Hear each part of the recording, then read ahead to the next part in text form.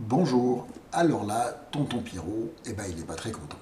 Pourquoi il n'est pas très content? En rigolant, c'est parce qu'en fait, il constate des choses et ça me fait toujours un petit peu de peine. C'est pas que je suis content ou pas, ça fait de la peine un peu pour les gens. Puis des fois, c'est compliqué à solutionner ce petit genre de problème. Je vais sur SketchUp et j'explique. Dans la construction, par exemple, ou dans certains domaines, il se passe des choses et nous, on essaye de le retranscrire dans SketchUp. Alors, est-ce qu'on le fait comme c'est dans la réalité? Est-ce qu'on triche un peu? Est-ce qu'on s'arrange? Le fichier SketchUp, je le redis, le fichier SketchUp parfait n'existe pas.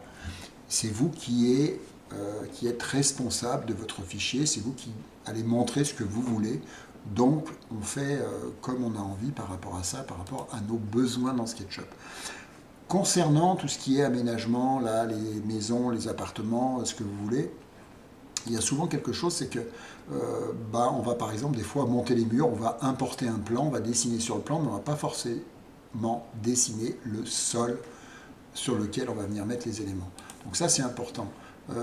Dans SketchUp, il y a un fond en fait, qui est le fond intersidéral là-bas au fond, qui est l'arrière-plan, mais vous avez un sol. Et ce sol, il est rendu transparent. Quand je dessine comme ça ici, la machine, elle comprend que je veux dessiner sur le sol. D'accord? Donc, dans le cas où on a par exemple un appartement ou autre chose, c'est tout bête, mais je le vois, hein, je n'invente pas, je rêve pas, même si des fois je rêve encore de SketchUp. Mais ça, c'est un vrai constat. C'est-à-dire que nous, on va couler une dalle en béton et puis on va faire l'épaisseur des murs. D'accord? Donc ça, c'est comme ça. Mais ensuite, et bien souvent, on commence par exemple à mettre des cloisons, autre chose, et on ne fait pas les séparations des espaces au niveau du sol. D'accord? Donc moi, j'aime bien me mettre en vue de dessus pour faire ça, parce que c'est comme si je prenais une feuille de papier et que je dessinais dessus. C'est un outil moderne en fait de dessin, donc c'est comme ça. Je vois bien ce que j'ai à faire, et du coup, ce que je vais faire, avant toute chose, eh bien, je vais délimiter les surfaces au sol. Tout simplement parce que je vais travailler avec de la surface. Chaque surface va être indépendante.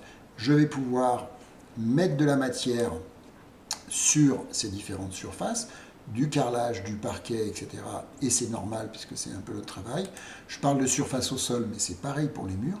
Et surtout, ici, quand vous prenez l'outil, qui est l'outil de texte ici, eh bien, vous allez pouvoir vérifier ou afficher dans votre présentation eh bien, les mètres carrés que vous avez.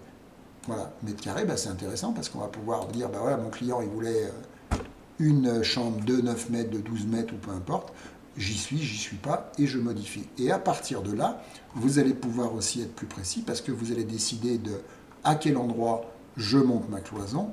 Est-ce que je monte ma cloison à l'extérieur de cette surface, à l'intérieur, et à partir de là, si je monte à l'intérieur, eh bien, je vais changer, avoir changé en tout cas la dimension de ma pièce. Donc ça me permettra d'être précis. Donc je fais des séparations et après je monte mes murs, etc. Et puis deuxième chose, mais c'est là aussi tout bête, c'est que quand j'importe un objet, eh bien ce qui est très intéressant, c'est qu'au moment où je vais importer l'objet, j'ai quand même une information qui est hyper importante. Sur la face, je ne vais pas rêver. D'accord? Donc je le pose ici. À partir de là, je ne vais pas les vérifier si elle est à 2 cm, 3 cm, parce que ça aussi, des fois. Et si j'ai pas de sol, ça va être un peu plus compliqué. Voilà, donc on crée des surfaces au sol.